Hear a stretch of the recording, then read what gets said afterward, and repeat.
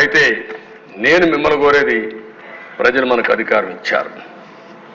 అధికారం ఇచ్చింది ప్రతీకారాన్ని తీర్చుకోవడానికి కాదు.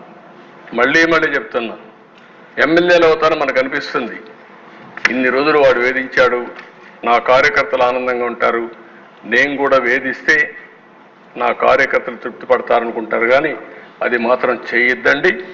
మనకు అధికారం ఇచ్చింది ప్రజలకు సేవ చేయడానికి, తప్పులు చేసిన వాడిని శిక్షించడానికి.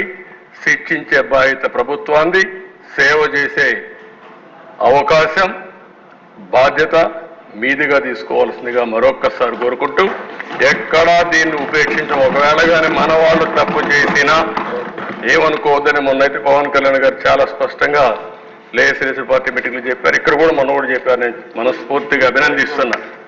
ఆన్ రికార్డ్, ఒకవేళ అలాంటి తప్పు జరిగితే నేను చేసినా మొదట నా మీద యాక్షన్ తీసుకోమని చెప్పిన వ్యక్తి పవన్ కళ్యాణ్ గారు.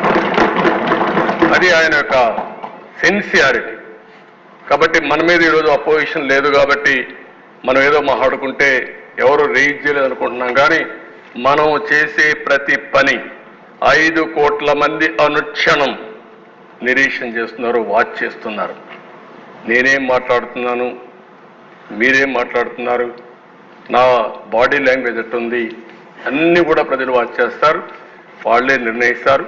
దయచేసి మీరు గుర్తుపెట్టుకోవాలి, మనం జవాబుదారీతనం ఈ హౌస్ 5 కోట్ల ప్రజలకి.